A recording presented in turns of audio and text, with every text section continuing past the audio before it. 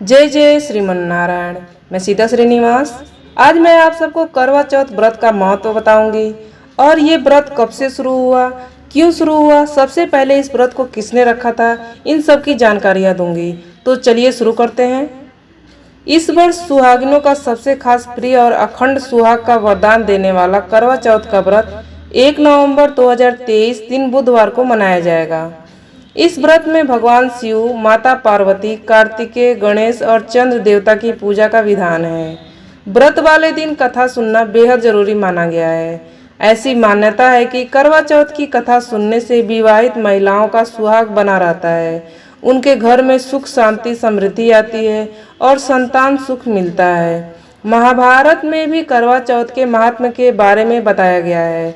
भगवान श्री कृष्ण ने द्रौपदी को करवा चौथ की कथा सुनाते हुए कहा था कि पूरी श्रद्धा और विधि पूर्वक इस व्रत को करने से समस्त दुख दूर हो जाते हैं। श्री कृष्ण भगवान की आज्ञा मानकर द्रौपदी ने भी करवा चौथ का व्रत रखा था। इस व्रत के प्रभाव से ही पांचों पांडवों ने महाभारत के युद्ध में विजय हासिल की थी। करवा चौथ का व्रत सुहागिन स्त्रियों के अलावा वे लड़कियां भी रखती हैं जिनकी शादी नहीं हुई है अथवा होने वाली है या फिर शादी की उम्र हो गई है। ये व्रत निर्जला रखा जाता है और शाम के समय शुभ मुहूर्त में पूजा कर चंद्रमा को अर्घ देकर व्रत खोला जाता है।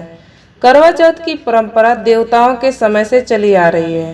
पौराणिक कथाओं के अनुसार एक बार देवताओं और दानवों में युद्ध शुरू हो गया और उस युद्ध में देवताओं की हार होने लगी।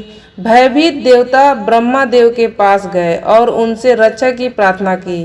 ब्रह्मादेव ने कहा कि इस संकट से बचाने के लिए सभी देवताओं की पत्नियों को अपने अपने पतियों के लिए व्रत रखना चाहिए और सच्चे दिल से उनके विजय की कामना करनी चाहिए। ब्रह्मदेव ने यह वचन दिया कि ऐसा करने पर इस युद्ध में देवताओं की जीत निश्चित हो जाएगी। ब्रह्मदेव के इस सुझाव को सभी ने स्वीकार किया।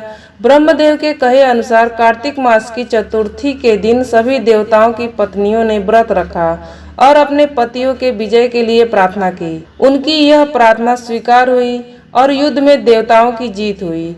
इस खुशखबरी को सुनकर सभी देव पत्नियों ने अपना व्रत खोला और खाना खाया।